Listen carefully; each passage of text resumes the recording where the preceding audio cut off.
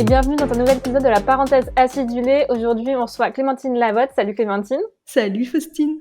Avec toi, on va parler d'un sujet assez important. On va parler de comment on peut sortir des injonctions marketing et également comment on peut créer un contenu qui nous ressemble vraiment. Donc, deux gros sujets. Complètement.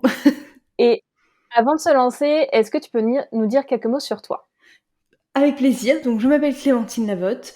Je suis coach en création de contenu authentique, c'est-à-dire que j'aide les entrepreneurs à créer un contenu qui leur ressemble, comme tu l'as dit tout à l'heure, et un contenu qui fait sens pour elles et qui surtout leur permet d'attirer leurs clients de cœur et de vendre leurs produits, leurs services de façon naturelle, sans forcer, sans prospecter, sans passer pour une vendeuse de tapis, que ça soit smooth et tranquille, mais grâce à du contenu qui leur ressemble, un contenu qui est authentique et justement qui sort des injonctions, mais on va parler de tout ça aujourd'hui.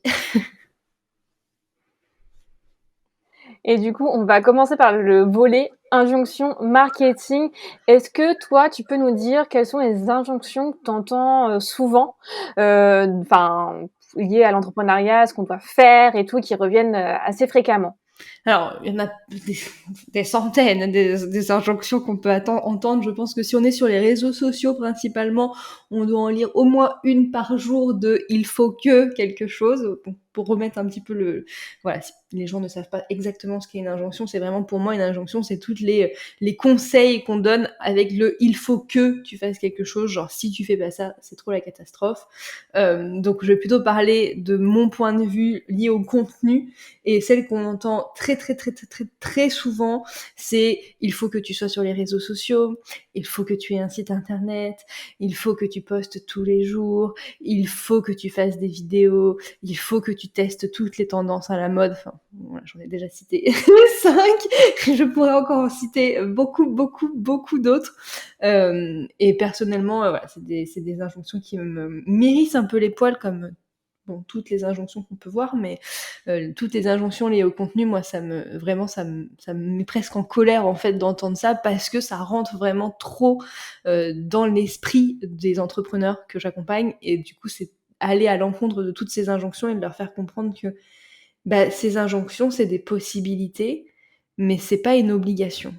Et c'est là tout le travail après à faire, de faire entendre à quelqu'un que peut-être que les réseaux sociaux, peut-être qu'Instagram, peut-être que TikTok, peut-être que LinkedIn, c'est pas la meilleure façon de communiquer pour elle. Et ça, après, c'est compliqué quand on t'a mis dans la tête qu'il faut à tout prix que tu sois sur Instagram, sinon ton business, il va s'effondrer.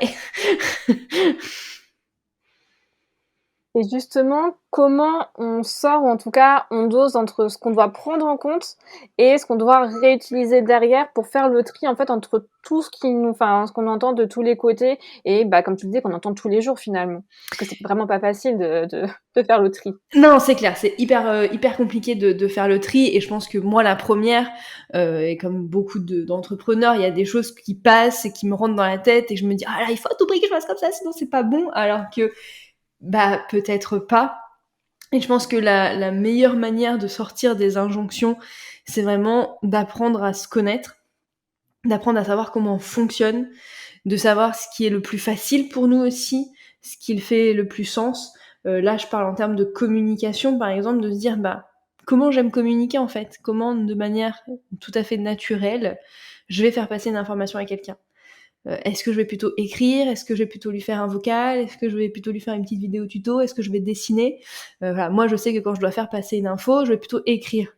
Mais je sais, par exemple, tu vois, mon mec, il est pas du tout entrepreneur et il communique pas, mais mon chéri, à chaque fois qu'il essaye de m'expliquer quelque chose, il va faire un dessin, parce que lui, il est graphiste, il est artiste, c'est sa manière de communiquer, tu vois. Et je trouve que c'est hyper important de revenir à cette base-là, de savoir comment on a envie de communiquer, comment c'est naturel pour nous, et apprendre à bien se connaître, en fait. Et plus tu te connais, plus tu sais comment tu veux faire les choses, plus tu arrives facilement à sortir des injonctions, parce que tu prends ce que tu as à prendre et tu laisses le reste, et tu arrives à sortir des « il faut que ».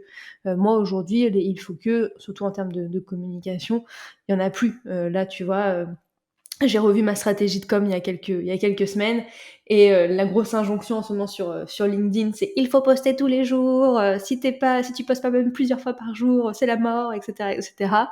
Et j'en peux plus de cette injonction, et j'en suis venue à complètement prendre le truc à l'envers et dire mais moi c'est pas ça qui m'intéresse sur LinkedIn, j'ai pas envie de poster plus, j'ai envie de poster moins. Et du coup, au lieu de poster plus, je fais un live par semaine de 45 minutes, 1 heure sur un sujet. Et c'est le seul contenu que je fais. Bon, je fais quelques publications de temps en temps comme ça au feeling, mais voilà, j'ai complètement pris le contre-pied, mais parce que ça me fait kiffer, parce que c'est comme ça que j'ai envie de communiquer, et puis parce que c'est nous qui faisons les injonctions en fait. Quand j'ai commencé mon activité, fallait être sur Facebook. On est en 2022 maintenant, Facebook, bon, je l'utilise plus vraiment pour ton business, quoi. Donc, il faut que être sur les réseaux sociaux ou machin ou truc bidule, c'est valable maintenant en 2022. Peut-être que dans quelques années, ce sera d'autres injonctions et c'est nous, en fait, qui faisons les injonctions. Et donc, quand tu te connais bien et quand tu sais comment tu as envie de communiquer et quand tu arrives à t'aligner, et tu arrives à sortir de ça plus facilement puisque tu crées entre guillemets tes injonctions, enfin voilà, tu fais comme tu as envie de le faire, quoi. Est-ce que tu dirais que les injonctions, c'est aussi des fois se mettre des barrières? Parce que des fois, on a tendance à se dire parce qu'on suit telle ou telle chose qu'on a entendue, mais des fois, on se limite en même temps parce que justement, ça nous correspond pas. Carrément. Ah ouais, pour moi, c'est complètement une barrière à l'authenticité et au fait d'être soi-même que de suivre tout le temps des injonctions. Et là, je reprends souvent cet exemple des réseaux sociaux parce qu'il est très parlant et c'est quelque chose que je rencontre beaucoup avec les entrepreneurs que j'accompagne. Quand on commence à travailler ensemble, en général, une des premières phrases qui arrive qui arrive très vite quand on commence à travailler, c'est il faut que je sois sur Instagram ou il faut que je sois sur LinkedIn. Enfin bref, il faut que je sois sur les réseaux sociaux. Et le truc de ouais, mais en même temps, j'aime pas trop ça, ça m'embête, etc. Et moi, je suis là, mais pourquoi il faut que tu sois sur les réseaux sociaux? Il y a pas d'autre moyen de communiquer? Comment on faisait avant les réseaux sociaux? Donc il y a plein de voilà, il y a plein de manières de sortir de ça et effectivement, à force de se dire il faut, comme tu dis, tu te mets une barrière et tu te forces à aller dans un truc qui te correspond pas, qui fait pas sens pour toi et du coup, tu vas le faire en n'étant pas forcément heureuse, en prenant pas forcément de plaisir, en n'étant pas à l'aise et du coup ton contenu va pas résonner et du coup tu vas perdre du temps et de l'énergie à faire un truc qui va rien t'apporter et du coup tu vas dire le contenu ça sert à rien. Enfin, tu vois, tu rentres dans un engrenage après, un cercle vicieux. Donc carrément les injonctions c'est vraiment un gros frein et une grosse barrière et pour moi c'est un peu de l'auto-sabotage que de suivre les injonctions. Et du coup, pour sortir de ces injonctions-là, on peut les écouter, entendre ce qui se dit à côté, mais comme tu dis, on peut prendre le total, contre-pied pour en faire quelque chose, se demander aussi pourquoi on devrait suivre telle ou telle injonction et en quoi nous, ça va nous aider derrière. Tu le disais, faut se connaître, savoir ce qu'on veut. Si c'est à l'opposé de notre personnalité, de ce qu'on veut faire, de ce qu'on peut faire, faut se rendre compte qu'à un moment donné, ça va nous desservir et que tout n'est pas bon à prendre. Carrément, avec complètement. Si ça va à l'opposé de ta façon de faire, ça sert à rien d'y aller. Encore une fois, je vais reprendre mon exemple, mais moi, ma façon de communiquer, c'est plus l'écrit. Maintenant, il y a aussi un peu l'oral parce que ça me rapproche du coaching et donc ça me fait plaisir, etc. Mais exemple, la vidéo.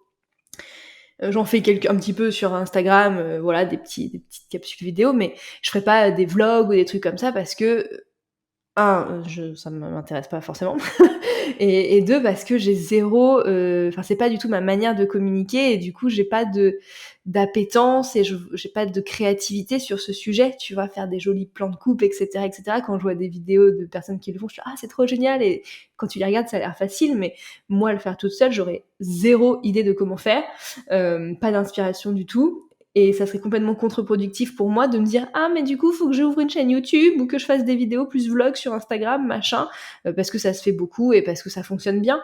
Mais du coup moi passerais un temps fou pour une qualité qui serait sûrement pas ouf alors que je pourrais mettre ma force dans du contenu qui me ressemble plus, dans lequel je vais m'exprimer où je vais être à l'aise quoi. Du coup, tu as dit un mot intéressant, c'est le mot force. Faut trouver là où on est enfin, on dit souvent force de proposition, mais là où on est à l'aise, on va être plus au taquet pour créer, pour avoir enfin, pour stimuler notre cerveau, notre créativité, où les choses vont être plus simples, plus fluides et aussi tu me dis, bon, il y a des fois des choses qu'on va mettre en place, un nouveau contenu ou autre, ça va nous prendre un peu de temps, mais si on perd trop de temps à chaque fois à chaque fois qu'on va créer, tu le dis, peut-être créer une vidéo, si on perd énormément de temps à chaque fois, c'est pas non plus utile pour nous. Ah non, c'est pas du tout productif et oui, moi je suis très pour miser sur ses forces et c'est vraiment, ce que je fais avec les entrepreneurs que j'accompagne. On va travailler sur votre stratégie de contenu et donc qu'est-ce qui fait sens pour vous et comment tu as envie toi de communiquer. Moi je te dis, je l'ai vu avec plein de personnes que j'ai accompagnées dans Morpho, dans mon coaching de groupe, qui étaient là: «Ah il faut que j'écrive, il faut que j'écrive, il faut que j'écrive» parce que c'est vrai que quand on parle de contenu, on dit souvent rédiger du contenu, donc tout de suite on pense, il faut écrire et c'était pas facile, c'était pas fluide et cetera et je leur ai dit: «Mais pourquoi tu te forces? Tu vois? Pourquoi tu t'obliges à écrire si tu pas à l'aise? C'est comment tu te sens à l'aise? En parlant? Eh ben, OK. Donc enregistre en audio, retranscris à l'écrit après si tu veux vraiment écrire, mais utilise ta force d'abord, mise sur ta force. Ça sert à rien de vouloir tout de suite sortir de sa zone de confort là pour faire comme tout le monde et pour, pour essayer de rentrer dans des cases qui ne correspondent pas. Et du coup, il faut comprendre aussi que notre force n'est pas la même force que quelqu'un d'autre et ce qui marche pour quelqu'un ne va pas forcément marcher pour nous. C'est pour ça également que toutes ces injonctions marketing, finalement, elles peuvent être vraies pour certaines personnes et ne pas marcher pour d'autres parce qu'on n'est pas tous dans la même situation, on n'est pas tous au même stade d'évolution, on n'a pas tous la même expérience, on n'a pas tous les mêmes compétences. Donc, il faut prendre tout ça en compte, derrière. Ah beh, carrément, ouais, ouais, ça c'est clair, faut prendre ça en compte et c'est aussi pour ça que, moi quand je travaille avec mes clientes, tu vois, je suis sur un coaching de groupe, mais je vais pas dire aux personnes: «Il faut que tu fasses ça, c'est comme ça que ça se passe» et cetera. Je vais leur donner des clés, je vais leur donner les grandes étapes pour construire leur stratégie de contenu, mais chaque personne aura sa propre stratégie de contenu basée sur ce qui fait sens pour elle, sur comment elle a envie de s'exprimer et cetera et donc oui, ce qui fonctionne pour moi ne va pas fonctionner pour toi, Faustine et inversement, pas forcément parce que, on communique pas de la même façon, on n'a pas la même, les mêmes, on n'a pas la même comment dire? On n'est pas les mêmes Des fois, personnes tout facilité aussi à simplement, faire les c'est ça choses. exactement, affinité, c'était le mot que je cherchais. On n'a pas les mêmes affinités, on n'est pas la même personne, donc tu peux copier-coller ma stratégie de contenu, tu auras pas les mêmes résultats parce que tu le feras pas de la même façon que moi. Et comme inversement, je peux copier-coller ce que tu fais, j'aurai pas les mêmes résultats parce que je suis pas la même personne et parce que j'ai pas les mêmes affinités, j'ai pas le même ADN, j'ai pas la même, voilà, tu vois. Donc c'est hyper important de garder ça en tête. C'est bien de s'inspirer des autres, d'aller regarder ce qui se passe, mais le plus important c'est soi-même et revenir au cœur et revenir à l'intérieur au lieu d'aller toujours vers l'extérieur. C'est capital. Du coup, on va aborder le sujet comment créer un contenu authentique. D'abord, toi, tu le définis comment ce mot authentique? Ah, ça c'est le c'est un mot qui est un petit peu galvaudé ces dernières années, parce que c'est quand même un mot qu'on utilise tout le temps et que vous devez voir à longueur de journée, ce mot authentique. Pour moi, le mot authentique, c'est vraiment être soi-même, c'est montrer qui on est, c'est s'autoriser, d'être vulnérable, de se montrer, sans paillettes, sans embellir la réalité. En fait, c'est être transparente, c'est être honnête, honnête envers soi déjà et honnête envers les autres. Donc déjà, quand on aborde ces points-là, j'aime bien ce côté justement d'honnêteté, parce que des fois, on a envie enfin, on voit plein de choses, mais sur les réseaux, c'est facile de montrer une réalité qui n'est pas la réalité, et du coup, ça peut aussi donner des complexes aux autres, et on s'imagine, faut faire ci, faut faire ça. On en revient aussi aux injonctions marketing de tout à l'heure. Pour toi, c'est quoi les différents moyens justement de se différencier? Là, si on aborde plutôt sur, la création de contenu ou autre, parce qu'on en revient aussi au point précédent, tu me disais, faut être soi-même, faut personnaliser les choses en fonction de qui on est. Mais du coup, est-ce que toi, tu as identifié différentes manières justement de communiquer, des choses à mettre en place? Il y a plusieurs manières de se différencier effectivement.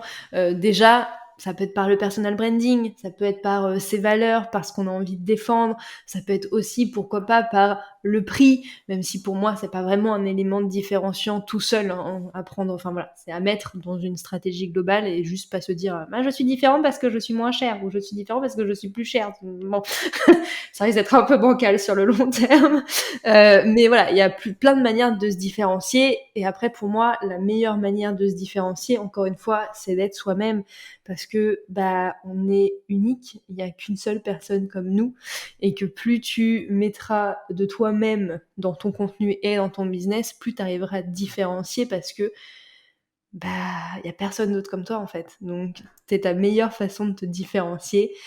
Tu es unique et ça suffit. Tu es suffisante pour te différencier des autres et t'as pas besoin de chercher le petit artifice, le petit truc en plus. Tu as déjà tout ce truc en plus. Tu es toi. C'est déjà suffisant. C'est déjà pas mal et puis du coup, cette différenciation, elle peut également passer si on prend la création de contenu. Tu parlais tout à l'heure d'écriture, mais souvent on a tendance à vouloir faire des choses hyper bien cadrées, hyper bien structurées, lisses. Finalement, on peut aussi se différencier par notre manière d'écrire, d'apporter, ces choses-là et tu disais tout à l'heure, tu parlais de valeurs, mais on peut retranscrire ces valeurs-là dans le contenu concret. Tu parlais aussi d'univers, de branding.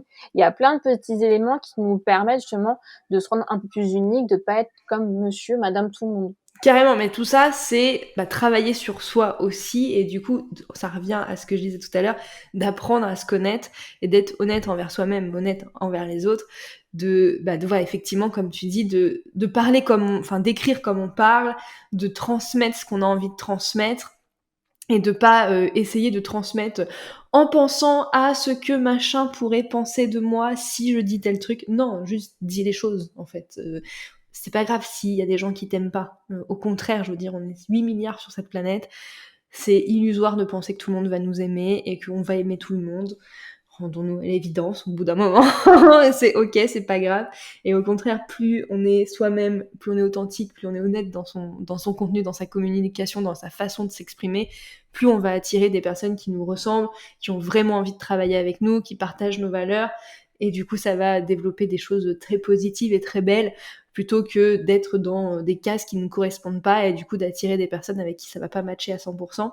Donc il y a voilà, tous ces éléments font, comme tu disais, qui tu es et ta différenciation, comment tu parles, quel élément visuel tu vas mettre en avant, tes valeurs, etc. Mais en fait tout ça c'est toi, tout ça tu l'as déjà, c'est au fond de toi. Le plus dur c'est de s'autoriser à le faire à fond et de s'autoriser à être qui on est et à pas essayer d'entrer forcément dans des cases. Ça, je pense que c'est le plus compliqué. Et justement, parce que des fois, on se dit: «Je suis comme ci, je suis comme ça» et finalement, on se rend compte qu'on évolue en même temps. Des fois, on n'ose pas de suite être, tel qu'on est parce que même des fois, dans la société, on peut avoir une personnalité, je sais pas, plus avec la famille, une autre personnalité plus avec les amis et sur les réseaux, enfin, dans le professionnel également, on va dire, entre guillemets, «une troisième personnalité». On ne montre pas tout d'un coup. Mais comment tu vas faire, toi, justement, pour appuyer sur te dire: «Ah, ces points-là, en fait, je veux vraiment les montrer. Je veux qu'on pense ça de moi. Je veux les utiliser au travers de ma communication, de mon entreprise, je veux que ça ressorte et quand les gens pensent à moi, qu'ils pensent que je suis une personne comme ci, comme ça et ainsi de suite. Alors, Comment j'aurais envie on fait pour se trouver? j'aurais envie de dire que j'ai pas envie de dire qu'on s'en fiche de ce que pensent les gens parce que bon voilà, forcément le regard des autres mais pour moi tu vois le regard des autres ça reste aussi une croyance limitante et ça reste aussi quelque chose qui t'empêche d'être à 100% toi-même et authentique parce que à faire les choses en pensant au regard des autres et en pensant à ce qu'on va penser de toi, bah forcément tout de suite tu te mets dans des cases, tout de suite tu t'empêches d'aller jusqu'au bout, tu te retiens, tu vois. Donc pour moi le truc vraiment c'est d'arriver à s'extraire de ce regard des autres. Je dis pas que c'est pas intéressant de prendre en considération les remarques constructives qu'on peut te faire, je sais pas du tout mon propos, mais vraiment sortir de qu'est-ce qu'on va penser de moi si je fais ça, si je dis ça. C'est pas grave, c'est qu'est-ce que toi t'as envie de dire en fait, qu'est-ce que t'as envie de transmettre, qu'est-ce qui est important pour toi. Ça va résonner avec les bonnes personnes si tu dis les choses comme t'as envie de les dire. Moi j'ai ma vision de la com, j'ai mes valeurs, je les dis comme elles sont. S'il y a des personnes qui s'y retrouvent pas, c'est pas grave, c'est ok, tu vois. tant pis, j'ai envie de dire. C'est qu'on n'était pas fait pour, forcément pour échanger, pour se rencontrer, pour travailler ensemble. Après voilà, on peut communiquer, on peut discuter, mais je sais très bien que, tu vois, je travaillerai jamais avec, des boîtes comme Total parce qu'on n'a pas du tout la même vision, on n'a pas du tout les mêmes valeurs, et c'est OK, c'est pas grave, j'ai pas envie, ils auront pas envie parce que ça matchera pas et je vais pas me préoccuper de ce que peuvent penser ces genres de, tu vois, ces entreprises-là, ces personnes-là, parce que ça m'intéresse pas, en fait. Tu vois, j'ai pas d'intérêt à me préoccuper de ce que va penser des personnes que j'ai pas envie d'aider et avec qui ça va pas matcher. Donc pour moi, ce truc de qu'est-ce que vont penser les autres, ce regard des autres, c'est très important de le mettre de côté et de s'en défaire, de s'en détacher. Parce que plus tu te focus sur le regard des autres et ce que va penser l'autre, moins t'es concentré sur toi. Et l'important, encore une fois, hein, je pense que c'est quelque chose que je vais répéter tout au long de cet épisode, mais de se dire, on revient à soi et on se concentre sur ce qu'on a à l'intérieur de nous, parce que c'est ça qui fait notre différence, c'est ça qui nous différencie des autres, et c'est ça qui est important, c'est ça qui compte.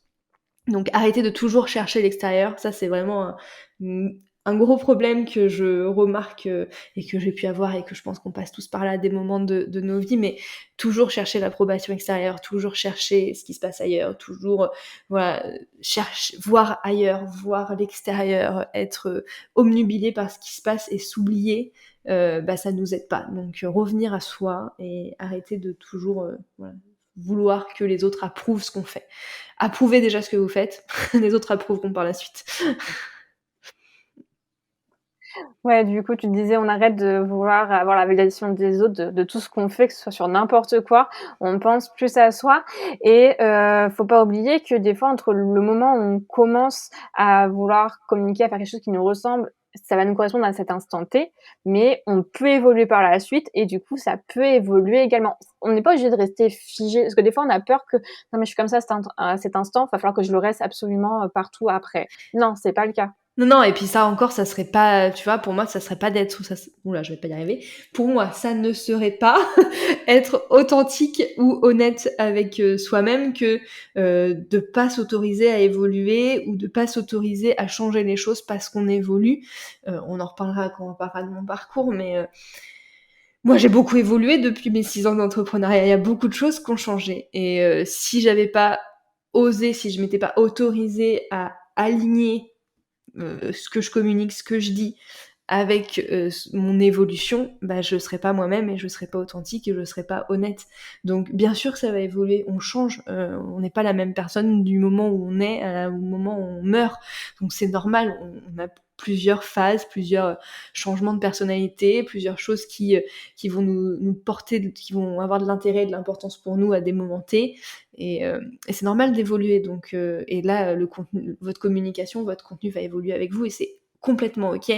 Je t'en parlais tout à l'heure, j'ai revu ma stratégie de contenu il y a quelques semaines parce que j'en avais besoin, parce que je sentais qu'il y avait quelque chose qui avait évolué et c'est OK, c'est pas figé, rien n'est figé. L'entrepreneuriat, c'est pas parce que tu décides aujourd'hui de faire telle chose et d'avoir tel positionnement que dans 6 mois, tu peux pas changer si tu sens que t'es plus aligné, tu vois. Heureusement.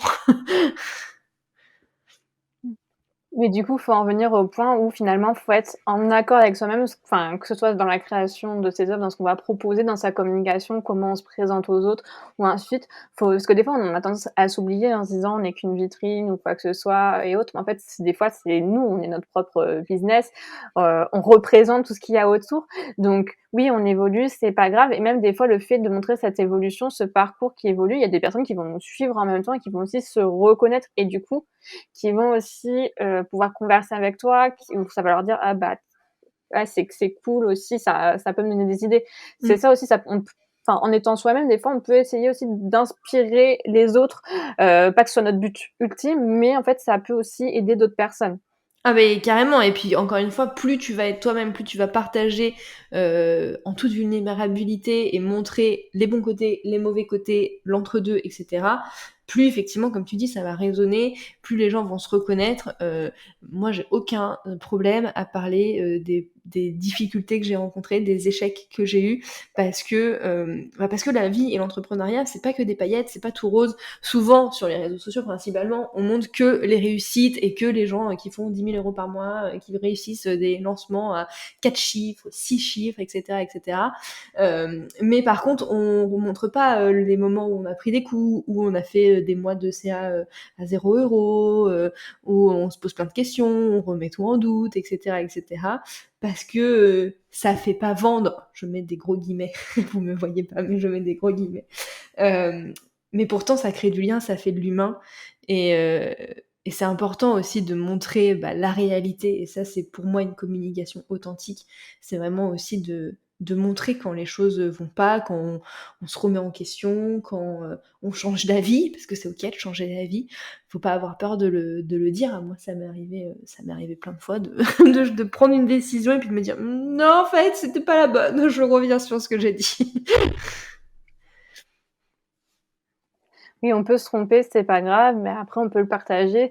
Ça peut aider d'autres personnes, ça peut nous aider aussi à transmettre, par quoi on est passé, à expliquer différentes phases et comme tu l'as dit, l'entrepreneuriat, c'est pas un monde de bisounours, c'est pas un monde tout rose. Des fois, il y a des problèmes, il y a des mois zéro, il y a des montagnes russes des émotions, on fait face aux doutes, c'est pas toujours évident et des fois, on a l'impression d'être les seuls à y passer et en fait, en créant une communication qui nous ressemble, des fois, ça peut être par un post, par des stories Instagram, on peut être un peu plus libre, le format est un peu plus long.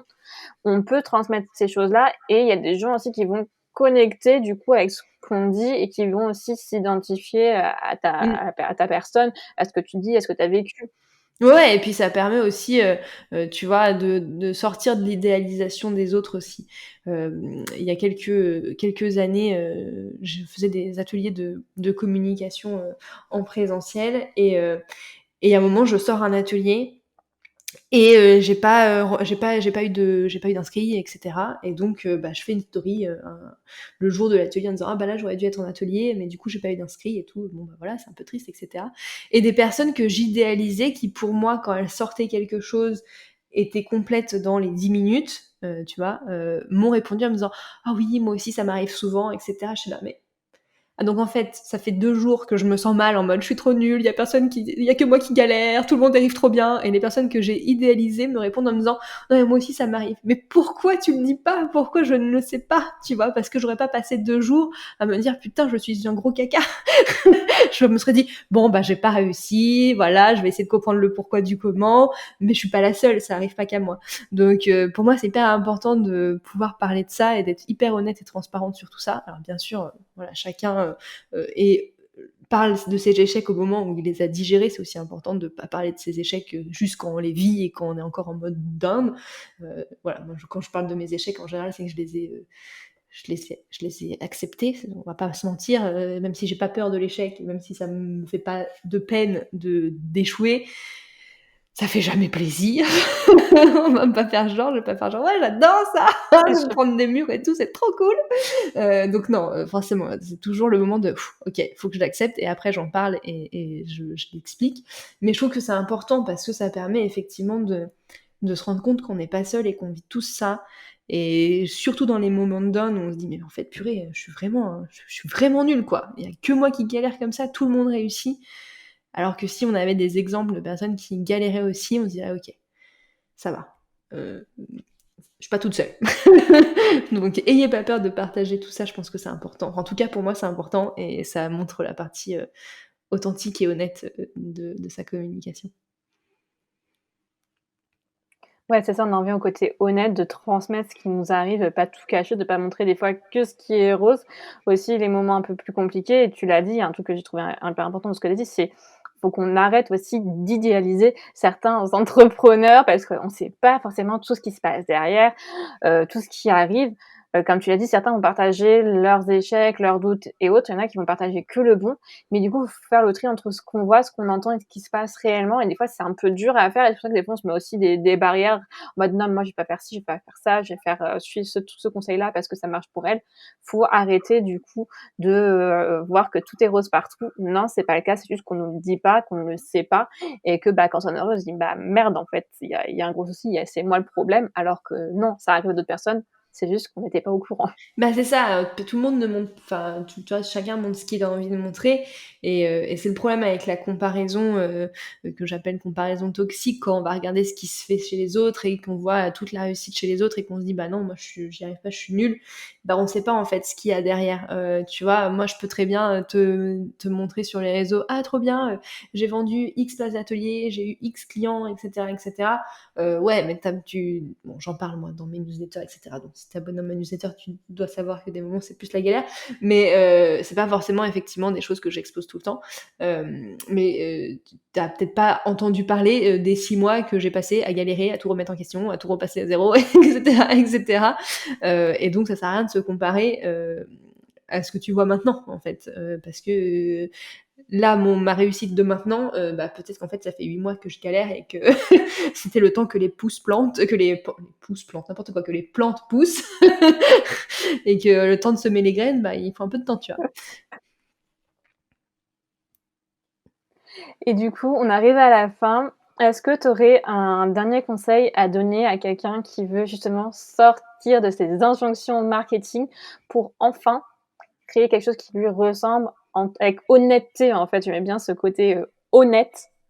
Bah, déjà, première chose, ça va être alors ça va pas être fun, ça va pas être hyper sexy, je suis désolée, mais ça va être de faire ce travail d'honnêteté sur soi et de se poser et de se dire: «OK, qu'est-ce que j'ai envie de partager? Vraiment, vraiment, vraiment, vraiment au fond de moi. Qu'est-ce qui est hyper important pour moi? Si demain tu devais faire un TEDx, de quoi tu parles?» En gros, pour résumer. Si tu dois être sur scène, là, tu dois faire une conférence d'1 heure, c'est quoi le sujet clé que tu as envie d'aborder? Et puis aussi de te dire, bah, comment j'ai envie de communiquer, en fait, naturellement, comment je communique, qu'est-ce qui fait sens pour moi, qu'est-ce que j'aime pas? Et voilà, de faire cet exercice-là, en fait, de revenir à toi. Moi, quand je travaille avec mes clients dans Morphose, dans mon coaching de groupe, on commence par ça. La première étape, avant même d'aller checker, ok, quel canal de communication on va utiliser, etc., etc., c'est on pose les bases de ton activité, on revoit ton positionnement, etc., pour que ça soit clair. Et qu'est-ce que tu veux, toi? Qu'est-ce qui fait sens pour toi? Comment tu as envie de communiquer? Qu'est-ce que tu veux dire?